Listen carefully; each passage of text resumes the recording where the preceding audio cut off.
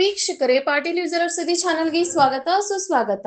ಮಸ್ಕಿ ತಾಲೂಕಿನ ಹಾಲಪುರ ಸಮೀಪದ ಎದ್ದಲದಿನ್ನಿ ಎಂಬ ಪುಟ್ಟ ಹಳ್ಳಿಯಲ್ಲಿ ಜನಿಸಿದ ಡಾಕ್ಟರ್ ಜಿಎಸ್ ಮಲ್ಲೇಶ್ ಗೌಡ ಪಾಟೀಲ್ ಇಂದು ಖ್ಯಾತ ಮಕ್ಕಳ ತಜ್ಞರು ಮತ್ತು ರಾಯಚೂರಿನಲ್ಲಿ ನ್ಯೂ ಅಮೃತ ಮಕ್ಕಳ ಆಸ್ಪತ್ರೆಯ ಮುಖ್ಯ ವೈದ್ಯರು.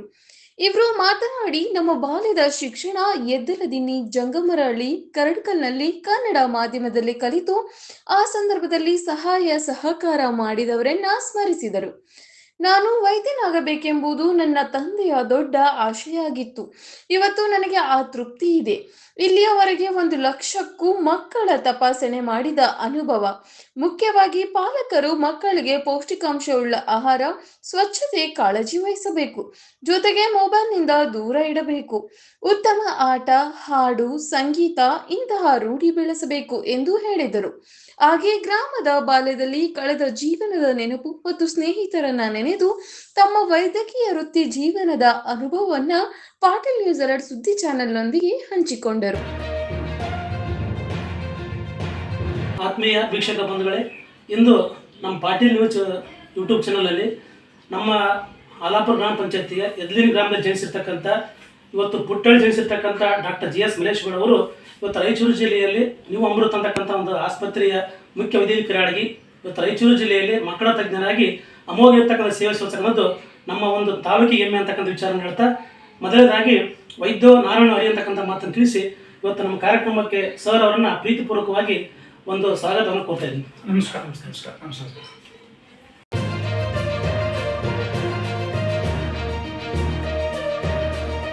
ಕಿರುಪರಿಚಯವನ್ನು ವೀಕ್ಷಕರಿಗೆ ತಿಳಿಸೋದು. ನಾನು ಈ ಎದ್ದಲಿನ್ನಿ ಗ್ರಾಮದಲ್ಲಿ 1968 ಇಸ್ವಿಯಲ್ಲಿ ಜನಿಸಿ ನನ್ನ ಪ್ರಾಥಮಿಕ ಶಿಕ್ಷಣನ ಇಲ್ಲಿ ಮುಗಿಸಿದೆ. ಇಲ್ಲ ಸರ್, ಇಲ್ಲಿ ಎದ್ದಲಿನ್ನಿಯಲ್ಲಿ. ಅವಾಗ ಶಾಲೆ ಇರಲಿಲ್ಲ. ನಮ್ಗೆ ಶಾಲೆ ಗುಡಿ ಅಂತ ಹೇಳ್ತಿದ್ವಿ. ನಮ್ಮೂರು ಇಷ್ಟು ಅತ್ಯಂತ ಸಣ್ಣ ಶಾಲೆ ಇತ್ತು ಅಂದ್ರೆ ಇಲ್ಲಿ ಯಾವ ಗಾಡಿಗಳು ಬರ್ತಿರ್ಲಿಲ್ಲ, ಬಸ್ ಬರ್ತಿರ್ಲಿಲ್ಲ. ಹಾಲಾಪುರದಿಂದ ಹಿಡಿದು ಅಥವಾ ಮಸ್ಕಿಂದ ಹಿಡಿದು ನಡ್ಕೊಂಡು ಬರ್ಬೇಕಾಗಿತ್ತು. ನಮ್ಮೂರಲ್ಲಿ ಹನುಮಾನ್ ದೇವರ ಗುಡಿ ಇತ್ತು. ಅದರ ಗುಡಿ ಒಳಗೆ ನಾವು ಗಿಡದ ಕೆಳಗಡೆ ಉಸಿಗಿನ ಮೇಲೆ ಗೋಣಿ ಚೀಲ ಹಾಕೊಂಡು ಓದ್ತಾ ಇದ್ವಿ. ಇಲ್ಲಿಂದ ಮತ್ತೆ 3ನೇ ತರಗತಿ ಇಲ್ಲಿ ಓದಿದ್ಮೇಲೆ 4ನೇ ತರಗತಿ ಜಂಗರಹಳ್ಳಿ ಅಂತ ನಿಮ್ಗೆ ಇಲ್ಲಿ ಸಮೀಪ ಇದೆ. ಅದನ್ನಲ್ಲಿ ನಾವು ಹಳ್ಳದಲ್ಲಿ ನಡ್ಕೊಂತ ಬ್ರಿಡ್ಜ್ ಗಿಡ್ಜ್ ಏನೋ ಇರ್ತಿರ್ಲಿಲ್ಲ. ಹಳ್ಳದಲ್ಲೇ ನಡ್ಕೊಂತ ಹೋಗಿ ನೀರು ದಾಟ್ಕೊಂಡು ಆ ಶಿಕ್ಷಕರ ಅಲ್ಲಿ 1-2 ವರ್ಷ ಮೀಡಿಯಂದಲ್ಲಿ ಓದಿದ್ದವರು. ನಾವು ಎಲ್ಲರೂ ಕೂಡ್ಕೊಂಡು ಓದಿದವರು. ಅದೆಲ್ಲ ಮುಗಿದ ನಂತರ ನಾನು ಸೀದಾ ನಮ್ಮ ಅತ್ತೆಯವರ ಊರು ಕರಡ್ಕಲ್ ಅಂತ, ಲಿಂಗಸೂರು ಪಕ್ಕದಲ್ಲಿ ಕರಡ್ಕಲ್, ಅಲ್ಲಿಗೆ ಮುಂದಿನ ಶಿಕ್ಷಣಕ್ಕಾಗಿ ಆಮೇಲೆ ಮತ್ತೆ ಲಿಂಗಸೂರದಲ್ಲಿ ನಾನು ಹೈಸ್ಕೂಲ್ ಓದಿದೆ. ಇದು ನನ್ನ ಶಿಕ್ಷಣ ಮುಗಿಸಿದ್ದು, ಪ್ರೌಢ ಶಿಕ್ಷಣ ಅಂತ ನಾನು ಮುಗಿಸಿದ್ದು. ಆಮೇಲೆ ಧಾರವಾಡಕ್ಕೆ ನಾನು PUC ಸೆಕೆಂಡ್. ನಮ್ಮಲ್ಲಿ ಆ ಟೈಮ್ನಲ್ಲಿ ಈಗ ಹೆಂಗ್ ಮಂಗಳೂರು ಅಂತಾರೆ, ಅವಾಗ ನಾವು ಎಲ್ಲಾ ಚಲೋ ಓದ್ಬೇಕು ಚಲೋ ಶಾಲೆ ಅಂತ ಹೇಳಿದ್ರೆ ಧಾರವಾಡ ವಿದ್ಯಾಕಾಶಿ ಅಂತ. ಆ ಟೈಮ್ನಾಗ ಎಲ್ಲ ನಮ್ಮ ಏರಿಯಾ ಸುಮಾರು ಜನ ಅಲ್ಲಿ ಹೋಗ್ತಿದ್ವಿ. ಅಲ್ಲಿ ಓದಿದ ಮೇಲೆ ನನಗೆ ಅವಾಗ ಸೀಟ್ ಸಿಕ್ತು, ಮೆಡಿಕಲ್ ಸೀಟು. ಆಮೇಲೆ ನಾನು ದಾವಣಗೆರೆಯಲ್ಲಿ ಓದಿ ಅಲ್ಲಿಂದ ಮುಗಿಸ್ಕೊಂಡು ನಾನು ಆಲ್ ಇಂಡಿಯಾ ಲೆವೆಲಲ್ಲಿ MBBS ಆದಮೇಲೆ BJ ಮೆಡಿಕಲ್ ಕಾಲೇಜ್ ಅಂತ ಪೂನಾದಲ್ಲಿ, ಅಲ್ಲಿ ನಾನು ಪ್ರಾಥಮಿಕ MBBS ಮುಗಿದ್ಮೇಲೆ ಪೋಸ್ಟ್ ಗ್ರಾಜುಯೇಷನ್ ನಾನು ಆ ಕಾಲೇಜ್ನಲ್ಲಿ ಮಾಡಿ ಸ್ವಲ್ಪ ಒಂದು ಬಾಂಬೆದಲ್ಲಿದ್ದು, ಆಮೇಲೆ ಸ್ವಲ್ಪ ದಿವಸ ಗುಲ್ಬರ್ಗದಲ್ಲಿದ್ದು, ಆಮೇಲೆ ಕೊನೆಗೆ ನಮ್ಮ ಏರಿಯಾದಾಗ ನಮ್ಮಪ್ಪ ಅವ್ರ ಆಸೆ ನಾನು ಡಾಕ್ಟರ್ ಆಗ್ಬೇಕಂದ್ರೆ ಇದೇ ಹೇಳ್ತಿದ್ರು. ಡಾಕ್ಟರ್ ಆಗ್ಬೇಕಂದ್ರೆ ಈಗ ನನಗೆ ಎಲ್ಲಿ ಹೋಗೋದಲ್ಲಪ್ಪ, ರಾಯಚೂರಿಗೆ ಬರಬೇಕು, ರಾಯಚೂರಲ್ಲಿ ನಮ್ಮ ಏರಿಯಾದಾಗ ಶಿಕ್ಷಣ ಇದಕ್ಕೆ ಕೊಡ್ಬೇಕು ಇಂದ ಹೇಳ್ತಿದ್ದೆ. ನೀವು ವೈದ್ಯ ಆಗ್ಬೇಕು, ನಮ್ಮ ಮಂದಿಗೆ ಹೆಲ್ಪ್ ಆಗ್ಬೇಕು, ನೀವು ಡಾಕ್ಟರ್ ಆಗ್ಬೇಕು, ಹೆಲ್ಪ್ ಆಗ್ಬೇಕು ಅಂತ ಫೋರ್ಸ್ ಏನು ಮಾಡ್ಲಿಲ್ಲ. ಬಟ್ ನನ್ನ ತಲೆಯಲ್ಲಿ ಹೆಂಗ್ ತುಂಬಿಸ್ಬಿಟ್ಟಿದ್ದ ಅಂತ ಹೇಳಿದ್ರೆ, ನನಗೆ ಅವಾಗನೇ essay ಬರಿ ಅಂತ ಹೇಳಿದ್ರೆ ನಿನ್ನ ಜೀವನದ ಗುರಿ ಅಂತ ಹೇಳಿದ್ರೆ 3ನೇತ್ನಲ್ಲೇ ನಾನು ವೈದ್ಯ ಆಗ್ಬೇಕು, ನನ್ನ ಮಕ್ಕಳು ಡಾಕ್ಟರ್ ಆಗ್ಬೇಕು. ಮಕ್ಕಳು ಡಾಕ್ಟರ್ ಯಾಕೆ ಆಗ್ಬೇಕು? ನನ್ನ ಮಕ್ಕಳು ಕಂಡ್ರೆ ಬಹಳ ಇಷ್ಟ ಇತ್ತು. ಆ ಸಣ್ಣದಿದ್ದಾರೆ ಹುಡುಗರು ಕೂಡ ಆಡೋದು. ನಾನು ಹುಡುಗರ ಮನೇಲಿ ಬಂದ್ಬಿಟ್ರೆ ಸುತ್ತಮುತ್ತ ಹುಡುಗರ ಮನೆಯವರೆಲ್ಲ ಕರ್ಕೊಂಡು ಆಟ ಆಡ್ತಿದ್ವಿ. ನಾನೇ ಅದು ಜಿದ್ದು ಬಿದ್ದು ನಮ್ಗೆ ಇಷ್ಟೆಲ್ಲ ಆಸೆ ಪಟ್ಟಾಗ ನಮ್ಮ ತಂದೆಯವರು PUC ಫಸ್ಟ್ ಇಯರ್ ಇದ್ದಾಗೆ ತೀರ್ಕೊಂಡ್ಬಿಟ್ರು ಆ ಟೈಮ್ನಲ್ಲಿ. ಬಟ್ ನನಗೆ ಏನಾಯ್ತು, ಅಪ್ಪ ಹೇಳಿದ್ದು ನಾನು ಬಿಡಬೇಡ, ಹೋದ್ಮೇಲೆ ಎಲ್ಲ ನೋಡ್ತಿರ್ತಾನೆ, ಕಷ್ಟಪಟ್ಟು ಆಗ್ಬೇಕು ಅಂತ ಹೇಳಿ ಕಷ್ಟಪಟ್ಟು ಆಮೇಲೆ ಅವ್ರ ಆಸೆ ಪ್ರಕಾರ MBBS ಮಾಡಿ ಆಮೇಲೆ ಮಕ್ಕಳು ಡಾಕ್ಟರ್. ಓಕೆ ಸರ್, ಅಂದರೆ ಇವತ್ತು ವೈದ್ಯ ವೃತ್ತಿಯಾಗಿ ಸೇರ್ಬೇಕಂತ ತಂದೆ ಸ್ಫೂರ್ತಿ ಸರ್. ಆಮೇಲೆ ಸರ್, ಆ ಸಂದರ್ಭದಲ್ಲಿ ಯಾರಾದರೂ ಇಂಥ ವೈದ್ಯರು ನಿಮ್ಗೆ ಏನಿದ್ರು ಸರ್ ನಿಮ್ಮ ಮೋಟಿವೇಶನ್? ನನಗಲ್ಲಿ ಶರಣಪ್ಪ ಡಾಕ್ಟರ್ ಅಂತ ಹೇಳಿ ಈಗಾದ್ರೂ ಅವ್ರು ಇದ್ದಾರೆ, 80 ವರ್ಷ ಇದ್ದಾರೆ, ಈಗಾದ್ರೂ ಆಕ್ಟಿವ್ ಆಗಿ ಇನ್ನಾದ್ರೂ ಸರ್ವಿಸ್ ಕೊಡ್ತಾ ಇದ್ದಾರೆ. ಅವರೇ ನಮ್ಗೆ ಸ್ಫೂರ್ತಿ. ನನ್ನ ಅಪ್ಪ ಅವ್ರು ಹೇಳಿದ ನಡಬರ್ಕ ಅವ್ರು ತಿಳ್ಕೊಂಡ್ರು ಅವ್ರು ಹೇಳಿದ ಮೇಲೆ ಅವ್ರು ಹೇಳಿದ ಮೇಲೆ ಮಾಡ್ಬೇಕು ಅಂತ ಹೇಳಿ ಸುಮಾರು ಜನ ಸಹಾಯ ಮಾಡಿದ್ರು. ಅವರೆಲ್ಲ ಸಹಾಯ ತಗೊಂಡು ನಮ್ಮ ಅಮರ್ಷತ್ ಮಾಮ ಅಂತಿದ್ರು ನಮ್ಮಲ್ಲಿ, ಅವರು ಹಣಕಾಸು ಸಹಾಯ ಮಾಡಿದ್ರು. ಅವ್ರ ಅನ್ವರಿ ಸಾಹೇಬರು ಅಂತ MLA ಮಿನಿಸ್ಟರ್ ಇದ್ರು. ಅವ್ರು ನಮ್ಮ ತಂದೆ ತೀರ್ಕೊಂಡ್ರು, ನಮ್ಮ ತಂದೆ ಕೊಟ್ಟು ಮಾತಿನ ಪ್ರಕಾರ ನನಗೆ ಅವಾಗ ಇಮಿಡಿಯೇಟ್ ಸೀಟ್ಸ್ ಕೊಡಿಸಿದ್ರು. ಅದಾದ್ಮೇಲೆ ನಾನು ಮುಂದುವರೆದಿದ್ದೆ. ಈಗ ನೀವು ಅವಕಾಶದ ಒಂದು ಇಂಟರ್ನೆಟ್ ನೋಡ್ಕೊಂಡು ಮಾಡ್ಬೋದು, ಎಜುಕೇಶನ್ ತಗೊಂಡು ನಮ್ಮ ಊರಲ್ಲಿ ಏನಿತ್ತಾವ, ಈಗ ನೀವು ಹಾಲಾಪುರದಲ್ಲೇ ನೀವೇ ಕಾಲೇಜ್ ನಡೆಸ್ತಾ ಇದ್ದೀರಾ, ಸುಮಾರು ಶಿಕ್ಷಣ ಸಂಸ್ಥೆಗಳಾಗಿದ್ದಾವೆ. ಬೇಕಂತ ಹೇಳಿದ್ರೆ ಈಗ ಅವಕಾಶಗಳಿದಾವೆ. ಅವಾಗ ಬೇಕಂದ್ರೂ ಅವಕಾಶ ಇರ್ತಿರ್ಲಿಲ್ಲ, ನಾವೇ ಹುಡ್ಕೊಂಡು ನಾವೇ ತಯಾರು ಮಾಡ್ಕೋಬೇಕಾಗಿತ್ತು. ಈಗ ನಮ್ಮ ಹಾಸ್ಪಿಟಲ್ ನಾವು ಬೆಂಗಳೂರು ರಾಯಚೂರಲ್ಲಿ ಬಂದು ಮಾಡಿದ್ದೆ, ಆ ಟೈಮ್ನಲ್ಲಿ ನಮ್ಮ ಮಕ್ಕಳು ಏನೇ ಸೀರಿಯಸ್ ಆದರೂ ಜಿಲ್ಲೆ ಬೇರೆ ಬೇರೆ ಜಾಗಕ್ಕೆ ಹೋಗ್ತಿದ್ರು, ಬಾಗಲಕೋಟೆಗೆ ಹೋಗ್ತಿದ್ರು, ಹೈದರಾಬಾದಿಗೆ ಹೋಗ್ತಿದ್ರು. ಸಣ್ಣ ಸಣ್ಣ ಮಕ್ಕಳು ಸೀರಿಯಸ್ ಮಕ್ಕಳನ್ನ ಅಲ್ಲಿ ಕರ್ಕೊಂಡು ಹೋಗ್ತಿದ್ರು. ದಾರಿಯಲ್ಲಿ ಎಷ್ಟು ಜನ ಪ್ರಾಣ ಕಳ್ಕೊಂಡಿದ್ರು.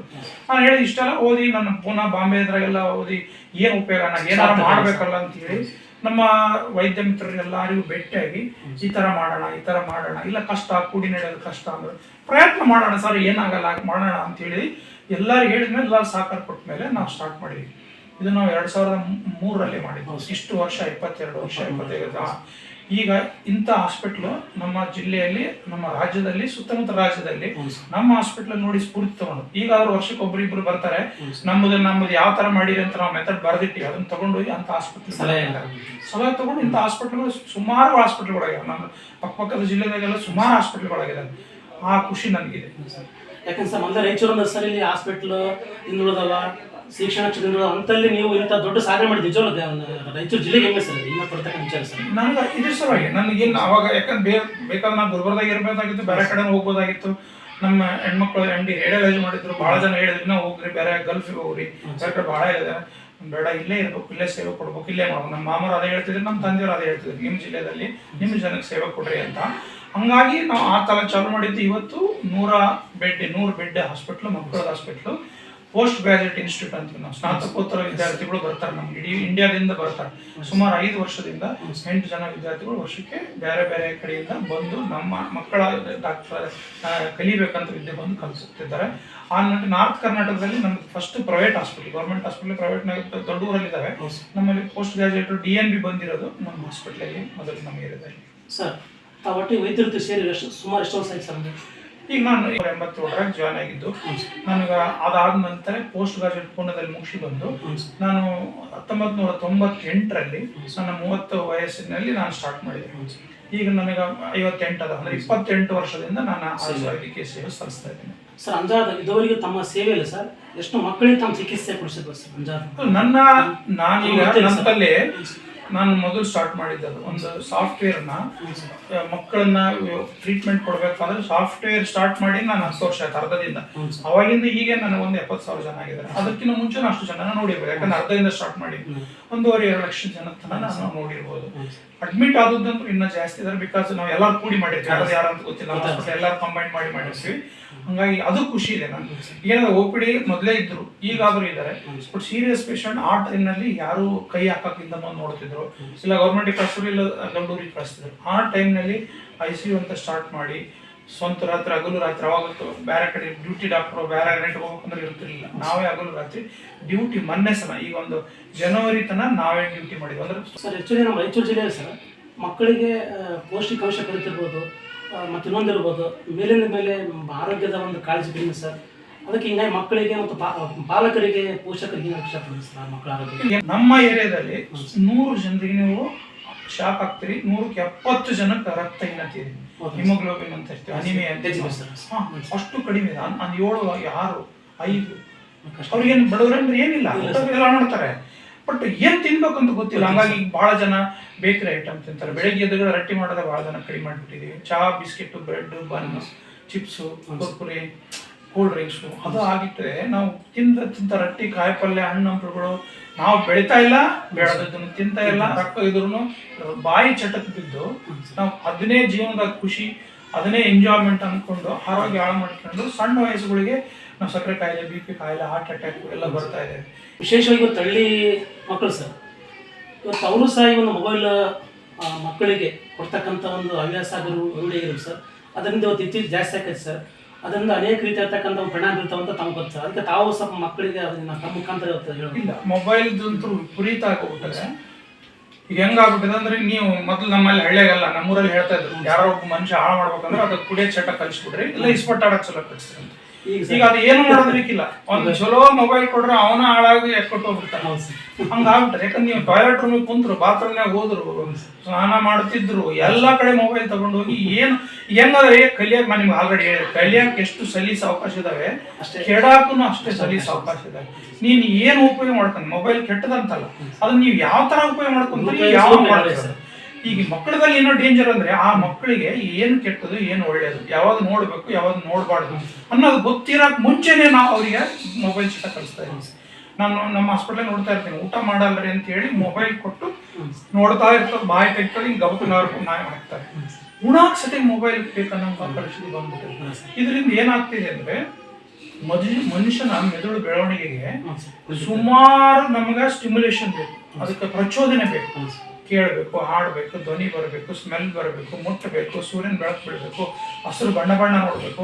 ಅವು ಏನೂ ಇರಲಾರ್ದ ಬರೀ ಮೊಬೈಲ್ ನೋಡೋದ್ರಿಂದ ಒಂದೇ ಒಂದು ನಿಮ್ಗೆ ಸ್ಟಿಮ್ಯುಲೇಷನ್ ಸೂಚನೆ ಸಿಗುತ್ತೆ ಮೆದುಳಿಗೆ.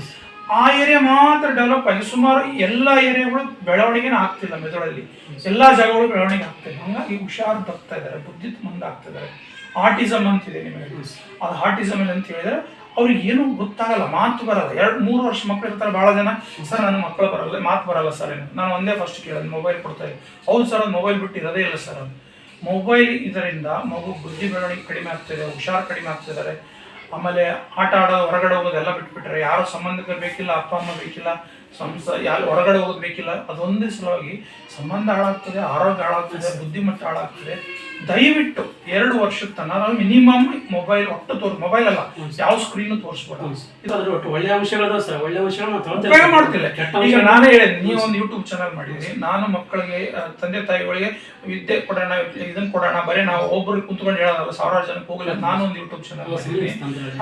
ಅದನ್ನ ನೀವು ಬಟ್ ಅದಕ್ಕೆ ಎಷ್ಟು ಉಪಯೋಗ ಆಗುತ್ತೆ. ಆಮೇಲೆ ಯಾವ ವಿದ್ಯೆಗಳು ಬೇಕಾದ್ರೆ ಆನ್ಲೈನ್ ಕಲಿಬಹುದು.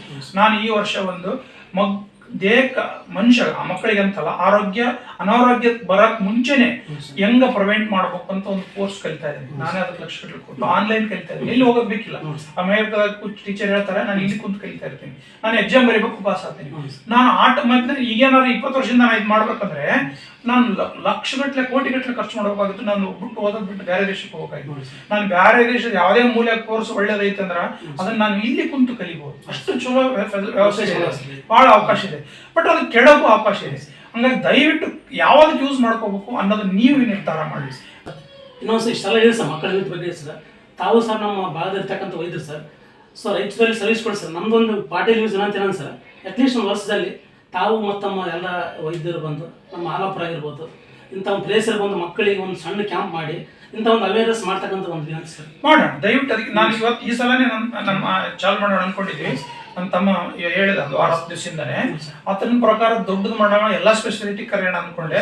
ಅದು ಇಷ್ಟು ಸಣ್ಣ ಟೈಮ್ನಾಗ ಆಗಲ್ಲಪ್ಪ, ನಾನು ಬೇಕಾದ್ರೆ ಮಾಡ್ತೀನಿ ಪ್ರತಿ ಸಲ. ಅಂದ್ರೆ ಈ ಸಲ ಮುಂದಿನ ಸಲ ಚಲೋ ಬಂದ್ ಮಾಡೋಣ ಅಂತ ಹೇಳಿದ. ಹಂಗಾಗಿ ನಾವು ರೆಡಿ ಇದ್ದೀನಿ. ನಾವು ಮಕ್ಕಳದ ಅಂತ ಒಬ್ಬರೇ ಬರೋದ್ರಿಂದ ನಾನು ನಮ್ಮ ಕೈಯಾಗ ಡಾಕ್ಟರ್ಗಳು ಅದಾರ, ನಾನು ಇರ್ತೀನಿ. ಅವ್ರನ್ನೆಲ್ಲರೂ ಕರ್ಕೊಂಡು ನಮ್ಮ ನರ್ಸಿಂಗ್ ಕಾಲೇಜ್ ಇದೆ, ನಾವೇ ಮಾಡಿದ್ದು ನರ್ಸಿಂಗ್ ಕಾಲೇಜಲ್ಲಿ ಅಲ್ಲಿ ಅವರೆಲ್ಲ ನೀವು ಸ್ಟಾಫ್ನ ಕರ್ಕೊಂಬಂದು ನಾವು ಮಾಡ್ಬೋದು. ನೀವೊಂದು ಯಾವ ಟೈಮ್ ಅಂತ ಹೇಳ್ರಿ, ಅದಕ್ಕೆ ಮುನ್ನೆಚ್ಚರಿಕೆ ಕೊಡ್ರಿ, ಅದೇ ಒಂದು ಮುನ್ಸೂಚನೆ ಕೊಡ್ರಿ, ಸುತ್ತಮುತ್ತ ಹಳ್ಳಿಯರಿಗೆ ಹೇಳ್ರಿ, ಡೆಫಿನೆಟ್ಲಿ ಮಾಡಿ. ಆರೋಗ್ಯದ ಬಗ್ಗೆ ಬಹಳ ತಪ್ಪು ನಂಬಿಕೆ ಇದಾವೆ ನಮ್ಮ ಏರಿಯಾದಾಗ. ಅದ್ರ ಬಗ್ಗೆ ನಾನು ರೇಡಿಯೋ ಟಾಕ್ ಸುಮಾರು ಒಂದು 50-60 ಆಲ್ ಇಂಡಿಯಾ ರೇಡಿಯೋ ಟಾಕ್ನ ಕೊಟ್ಟಿದ್ದೀನಿ. ನಿನ್ನೆನೆ ರೇಬಿಸ್ ಹುಚ್ಚು ನಾಯಿ ಕಡಿತ ಒಂದು 6 ತಿಂಗಳಲ್ಲಿ ನಮ್ಮ ಜಿಲ್ಲೆಯಲ್ಲಿ ಒಂದು 1,500 ಜನ ನಾಯಿ ಕಡಿದ, 3 ಜನ ಪ್ರಾಣ ಕಳ್ಕೊಂಡಿದ್ದಾರೆ. ಹಂಗೆ ಆಗ್ಬಾರ್ದು ಅನ್ನೋ ನಿನ್ನೆ ತಾನೇ ನಾನು ರೇಡಿಯೋ ಟಾಕ್ ಕೊಟ್ಟು ಬಂದಿದ್ದೀನಿ. ಸುಮಾರು ಒಂದು 50 ರೇಡಿಯೋ ಟಾಕ್ ಕೊಟ್ಟಿದ್ದೀನಿ. ಅದಕ್ಕೆ ಇಂಥ ನಮ್ಮ ಏರಿಯಾದಲ್ಲಿ ನಾನು ಅವಾಗ ನೋಡಿದ್ದೀನಿ, ಈಗೂ ನೋಡಿದ್ದೀನಿ. ಹಾವು ಕಡಿಯೋದ್ರಿಂದ ಟ್ರೀಟ್ಮೆಂಟ್ ಲೇಟ್ ಮಾಡ್ತಾರೆ. ಚೋಳು, ಹಾವು, ನಾಯಿ ಕಡಿತದಿಂದ ಟ್ರೀಟ್ಮೆಂಟೇ ತಗೊಳ್ಳಲ್ಲ, ನೀರು ಕುಡಿತಾರೆ, ತಾಯ್ತ ಕಟ್ಸ್ಕೊಂತಾರೆ, ದೇವಸ್ಥಾನಕ್ಕೆ ಹೋಗ್ತಾರೆ. ನಾನು ಹೇಳೋದು ನಿಮ್ಗೆ ನಂಬಿಕೆ ಇದ್ರೆ ಯಾರು ಮಾಡಬೇಡಿ. ನಾನು ಏನು ತ್ರಾಸಿದ್ರೆ ಆರಾಮ್ಗೋದು ದೇವರಿಗೆ ಹೋಗ್ತೀನಿ. ಬಟ್ ದೇವ್ರ ಕಡೆ ಅಷ್ಟೇ ಮಾತ್ರ ಬಿಡುವ. ಮನುಷ್ಯ ಪ್ರಯತ್ನ ಅಂತ ಒಂದು ಇರ್ತದೆ, ಅದನ್ನು ಮಾಡಿ. ನಾನು ಬೇಡ ಅಂದ್ರೂ ನೀವು ದೇವಸ್ಥಾನಕ್ಕೆ ಹೋಗ್ತೀನಿ, ನಾನು ಹೋಗ್ತೀನಿ. ಅದು ಬೇಡ, ತಪ್ಪಂತಲ್ಲ, ನಂಬಿಕೆ. ಬಟ್ ಅದನ್ನ ಅಷ್ಟೇ ನಂಬಿಕೊಂಡು ಪ್ರಾಣ ಕಳ್ಕೊಬೇಡಿ. ನಮ್ಮ ಹಾಸ್ಪಿಟ್ಲಲ್ಲಿ ಒಂದು ವಾರದಿಂದ ಮಸ್ಕಿ ಪಕ್ಕದಲ್ಲಿ ಒಂದು ಹುಡುಗ ನಾಯಿ ಕಡಿಸ್ಕೊಂಡು ಬಂದಿದ್ದಾನೆ. ಇಂಜೆಕ್ಷನ್ ತಗೊಂಡಿದ್ದ 2 ವರ್ಷದಿಂದ ನಾಯಿ ಕಡಿಸ್ಕೊಂಡು, ಯಾರು ದಾಯ್ತ ಕಟ್ ಅಂತ ಹೇಳಿದ್ರೆ ದೂರ ಪಕ್ಕದಾಗ ಕಟ್ಸಿಕೊಂಡಿದ್ದಾನೆ. 2 ವರ್ಷ ಆದ್ಮೇಲೆ 12 ವರ್ಷ ಮಗು, ಒಬ್ಬನೇ ಮಗ ತೀರ್ಕೊಂಡು. ಹಾರ್ಟ್ ಅಟ್ಯಾಕ್ ಆದ್ರೆ ಎದಿ ಬೇನೆ ಆಗುತ್ತೆ. ನಮ್ಮ ಮಾಮನೆ ನನ್ನ ಸಾಕಿ ಬೆಳೆಸ್ತಾ ತಂದೆ 2 ದಿವಸದಿಂದ ಬೆನ್ನ ಎದೇನೋ ಆಗಿದೆ. ಯಾರೋ ಇಂಜೆಕ್ಷನ್ ತಗೊಂಡಾರೆ, ಬೇನ್ ಆಗ್ಯದ ಅಂತ ಹೇಳಿದ್ರೆ ಅಂತ ಅದು ಬಿಟ್ಬಿಟ್ಟಾರೆ. ಅದು ನೀವು ತೋರಿಸ್ಕೊಂಡು ಆಮೇಲೆ ಬಿಡ್ರಿ. ಏನಿಲ್ಲ ಅಂತ ತೋರಿಸ್ಕೊಂಡ್ಮೇಲೆ ಏನಿಲ್ಲ ಏನಾರು ಮಾಡ್ಕೊಡ್ರಿ. ಏನು ತೋರಿಸ್ಕೊಳ್ಳಾರ್ದ ನನ್ನ ಹಾಸ್ಪಿಟ್ಲಿಗೆ ಬರಕ್ ಮುಂಚೆ ರಾಯಚೂರು ಹೊರಗಡೆ ಅವ್ರ ಪ್ರಾಣ ಕಳ್ಕೊಂಡು ಭಾಳ ನನ್ ಏನಾದ್ರೂ 1-2 ತಾಸು ಟೈಮ್ ಕೊಟ್ಟಿದ್ರೆ ಅವ್ರನ್ನ ಬಡದಾಡಿ ಓಡಿಸಿಬೋದಾಗಿಲ್ಲ, ಆಗಿಲ್ಲ. ಯಾಕಂದ್ರೆ ಆಮೇಲೆ ನಾವು ಏನು ಮಾಡೋಕ್ಕಾಗಲ್ಲ. ನಾವು ವೈದ್ಯ ಆದ್ರೂ, ಯಾವ ವೈದ್ಯ ಆದ್ರೂ, ಎಷ್ಟು ದೊಡ್ಡ ವೈದ್ಯ ಆದ್ರೂ ಹಾರ್ಟ್ ನಿಂತ ಮೇಲೆ 5 ನಿಮಿಷ ಆದ್ಮೇಲೆ ಯಾರು ಏನೋ ಮಾಡಕ್ ಬರಲ್ಲ. 1 ನಿಮಿಷ 1 ಗಂಟೆ ಯೋಗ ಪ್ರಾಣಾಯಾಮ ಮಾಡ್ರಿ, ವಾಕಿಂಗ್ ಮಾಡ್ರಿ, ಅದಕ್ಕೆ ಯಾವ ಇಕ್ವಿಪ್ಮೆಂಟ್ಸ್ ಬೇಕಿಲ್ಲ, ಖರ್ಚು ಮಾಡೋದು ಬೇಕಿಲ್ಲ, ನಿಮ್ಮ ಕೈಯಲ್ಲಿ ಮಾಡೋದೊಂದೇ ಎಂಜಾಯ್ಮೆಂಟ್ ಅಲ್ಲ, ಖುಷಿ ಅಲ್ಲ. ಎಂಜಾಯ್ಮೆಂಟ್ ಮಾಡಕ್ ಒಳ್ಳೆ ಸಂಗೀತ ಕೇಳ್ರಿ, ಒಳ್ಳೆ ಪುಸ್ತಕ ಓದ್ರಿ, ಸಿನಿಮಾ ನೋಡ್ರಿ, ಆಟ ಆಡ್ರಿ, ನಿಮ್ ದೋಸ್ತರು ಕೂಡ ಎಲ್ಲ ನಗಾಡ್ರಿ, ಜೋಕ್ ಮಾಡ್ರಿ. ಅದನ್ನ ಬಿಟ್ಟು ಊಟದಲ್ಲೇ ನಾವು ಎಂಜಾಯ್ ಮಾಡಕ್ ಹೋದ್ರೆ ರೋಗ ತೃಷಿ ಅಂತೀವಿ ನಾವು. ತಾವು ದೊಡ್ಡ ವೈದ್ಯರು ಸರ್, ಮೇಡಮ್ ಅವರು ವೈದ್ಯರು ಸರ್, ಈಗ ತಮ್ಮ ಮಕ್ಕಳು ಸತೆ ವೈದ್ಯ ವೃತ್ತಿಯಲ್ಲಿ ಮಕ್ಕಳು ಏನು ಮಾಡ್ತಾರೆ ಸರ್? ನನ್ನ ಮೊದಲೇ ಮಗ MD ಜನರಲ್ ಮೆಡಿಸಿನ್, ಇನ್ನ 3 ತಿಂಗಳಿಗೆ ಅದು ಮುಗಿದೋಗುತ್ತೆ. ನನ್ನ ಮಗಳು ಹೌಸ್ಮ್ಯಾನ್ ಮಾಡ್ತಾರೆ, MBBS ಮುಗಿಸಿ ಮಾಡ್ತಾ ಇದ್ದಾಳೆ. ಅವ್ರವ್ರ ಚಾಯ್ಸ್, ಎಲ್ಲಿ ಬರ್ತಾರೆ ಎಲ್ಲಿ ಮಾಡ್ತಾರೋ ಗೊತ್ತಿಲ್ಲ. ನಮ್ಮ ಆಶೆ ರಾಯಚೂರಿಗೆ ಬರಲಿ ಅಂತಾನೆ. ನಾವು ಹಾಸ್ಪಿಟಲ್ ಆಲ್ರೆಡಿ ರೆಡಿ ಇದೆ, ಅವ್ರು ನಿರ್ಧಾರ ಮಾಡಿದ್ರೆ ಅವ್ರು ನಿರ್ಧಾರ ಮಾಡ್ತಾರೆ. ಅವ್ನು ಜನರಲ್ ಮೆಡಿಸಿನ್ ಮಾಡಿ ಮುಗಿಸಿ ಬರ್ತಾ ಇದ್ದಾನೆ. ಮಗಳದ್ದು ಈಗ MBBS ಮುಗಿದು ಹೌಸ್ಮ್ಯಾನ್ ಮಾಡ್ತಿದ್ದಾಳೆ. ಇನ್ನೊಂದು 3 ವರ್ಷದಾಕಿ ಸ್ಪೆಷಲಿಸ್ಟ್ ಮಾಡಿ ಆಮೇಲೆ ಅವ್ರು ಏನೇನು ನೋಡೋದಂತ ನಿರ್ಧಾರ ಮಾಡೋದು ಸರ್. ಅದೇ ರೀತಿ ಇತ್ತೀಚೆಗೆ ಮೊನ್ನೆ ನೀಟ್ ಅಂತಕ್ಕಂಥ ಒಂದು ಪರೀಕ್ಷೆ ಸಾವಿರಾರು ವಿದ್ಯಾರ್ಥಿಗಳಿಗೆ ಒಂದು ದೊಡ್ಡ ಕಂದಕ ಐತೆ ಸರ್. ಆ ಒಂದು ವಿದ್ಯಾರ್ಥಿಗಳು ನಿಜವಾಗ್ಲೂ ಲೈಫಲ್ಲಿ ಭಾಳ ಫೇಲ್ ಆದ್ರೆ ಸರ್. ಒಂದು 3-4 ವಿದ್ಯಾರ್ಥಿಗಳು ಜೀವನದಲ್ಲಿ ಆತ್ಮಹತ್ಯೆ ಮಾಡ್ಕೊಂಡ್ರು ಸರ್. ಬಟ್ ಇದು ನಾನು ಹೇಳ್ತಿರೋದು ನಾನು ಸಣ್ಣದಿದ್ದಾಳಿಂದ ನಡೀತಾ ಇದೆ.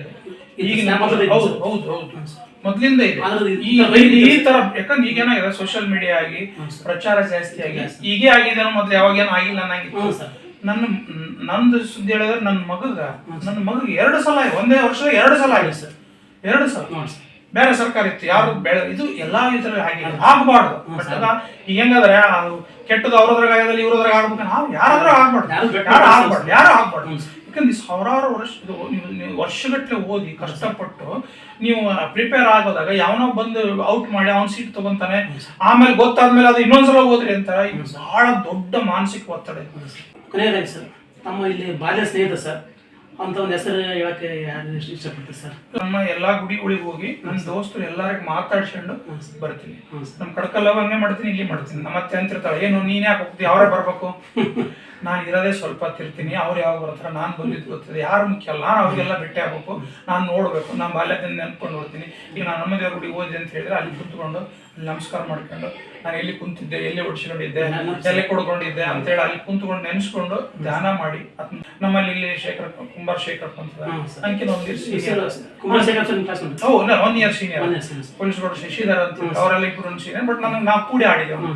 ನಮ್ಮ ಕತ್ತಿಗೆ ಶೇಖರಪ್ಪ ಅಂತ ಇಲ್ಲ, ಆತನ ಕೂಡ ಅವ್ರು ಕೂಡ ಆಡಿದ್ವಿ. ಇವ್ರು ಈ ಶೇಖರ್ ಆಯ್ತು ಸರ್, ಅಂತಲ್ಲಿ ಮಾತಾಡ್ಸಿ ಬರ್ತೀನಿ ನಾನು. ಬಸಪ್ಪ ಜಂಗರಳ್ಳಿ ಅಂತ ನಿಮ್ಮ ಜಿಲ್ಲಾ ಪಂಚಾಯತ್ ಮ್ಯಾನೇಜರ್ ಇರ್ತಿದ್ರಲ್ಲ, ತಾಲೂಕ್ ಪಂಚಾಯತ್ ಸರ್, ಅವ್ರು ನನ್ನ ಕ್ಲೋಸ್ ಫ್ರೆಂಡ್. ನಾನು ಕೂಡ ಓದ್ದೆ ಸರ್. ಈ ಒಂದು ವೈದ್ಯರು ಸರ್ ಬಿಡುಗಡೆ ಇರುತ್ತೆ ಸರ್. ಹಿಂಗಾಗಿ ತಮಗ ಒಂದು ಕುಟುಂಬಕ್ಕಾಯ್ತು, ತಮಗೊಂದು ಏನೋ ಬೇರೆ ಬೇರೆ ಇದರಲ್ಲಿ ಸರ್ ತಮ್ಗೆ ಇರ್ತಕ್ಕಂಥ ಹವ್ಯಾಸಗಳು. ಆಮೇಲೆ ಯೋಗ ಪ್ರಾಣಾಯಾಮ ಮಾಡ್ತಾ ಇರ್ತೀನಿ.